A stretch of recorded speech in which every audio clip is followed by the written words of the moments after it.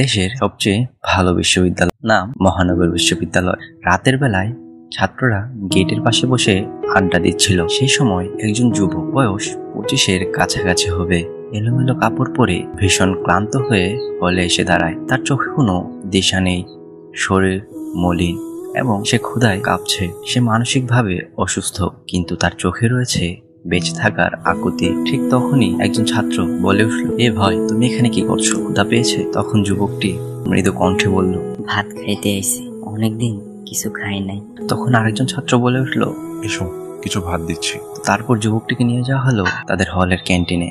যুবকটি ভাত খায়, তার কাঁপা কাঁপা হাতে খাবার মুখে তোলার দৃশ্যটি ছিল হৃদয়স্পর্শী। তার মুখে খানিকটা শান্তি ফুটে উঠেছে, কিন্তু এর কয়েক ঘন্টা পরই হলের কিছু মূল্যবান জিনিসপত্র হারিয়ে যায়। কেউ কিছু জানে না, কিন্তু আঙুল উঠে সেই মানসিক ভারসাম্যহীন যুবকের দিকে। তখন তাদের মধ্যে একজন ছাত্র বলে উঠল, এই ছেলেটাই চোর, আজই তো সে এসেছিল। তখন আরেকজন ছাত্র বলে উঠল, ওকে ধর, ব্যাগ চেক করতো, নিশ্চয়ই ওই নিয়েছে। তখন যুবকটা খুব ভয় পেয়ে গিয়েছিল। সে দৌড়ে পালানোর চেষ্টা করে, কিন্তু তাকে ঘিরে ধরে কয়েকজন উত্তেজিত ছাত্র, এবং কেউই তার কোনো কথায় কান দেয় না। তার দুর্বল হাত পা এবং সুস্থ মনের প্রতিরোধ কেউ বুঝতে চায় না। ছাত্ররা তার উপর ঝাঁপিয়ে পড়ে এবং নির্মমভাবে তাকে মারধর করে। এক পর্যায়ে যুবকটা কান্না জড়িত কণ্ঠে বলে উঠেছিল, কিছুই করি না, আরে মারবেন না।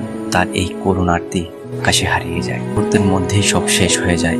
লোকটি মাটিতে নিস্তেজ হয়ে পড়ে। আলো ফুটতে শুরু করেছে। বৃদ্ধ শিক্ষক স্থলে এসে পান একটি নিথর দেহ পড়ে আছে। তিনি হতভাগ হয়ে যান এবং ছেলেদের মুখের দিকে তাকিয়ে জিজ্ঞাসা করেন, কি করেছো তোমরা? শুধু সন্দেহের কারণে এভাবে মারলে? তারা তখন ধীরে ধীরে বুঝতে শুরু করে তারা কি ভুল করেছে। ততক্ষণে অনেক দেরি হয়ে গিয়েছে। যুবকটি আর বেঁচে নেই। কালের মায়া ত্যাগ করে অনেক আগেই পাড়ি দিয়েছে পরকালে।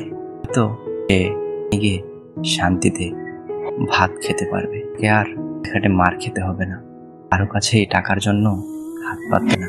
লেগেছে শান্তির স্থানে। একটা জীবন শেষ হলো, ভুলের জন্য কারো জীবন নিতে নেই। মানবিকতা হারিয়ে গেলে আমরা কি আর মানুষ থাকি? আসলে আমরা মানুষ হব? এই গল্পে আমি ফুটিয়ে তুললাম এক নির্মম সত্যতা। আসলে কখনোই সন্দেহের বসে কাউকে কিছু করতে নেই। আমাদের এই ভুলের কারণে নিরপরাধ মানুষ শাস্তি পায়। আমাদের কখনোই তা করা উচিত নয়। আমাদের অবশ্যই সন্দেহের আগে মানবিকতা দেখানো উচিত। একটা ভুল সিদ্ধান্ত একটা জীবন ধ্বংস করতে পারে। আর আরো একটি বার্তা দিতে চাই, একটা প্রতিষ্ঠানের সব শিক্ষার্থী খারাপ নয়। ওটি কয়েকজনের জন্য আমরা পুরো প্রতিষ্ঠানকে দায়ী করতে পারি না। ভাত খাইতে আসবে, ভাত খাইতে আসবে, ভাত খাইতে আসবে। আহার জীবন, আহা জীবন, জলে ভাসা পদ্ম যেমন।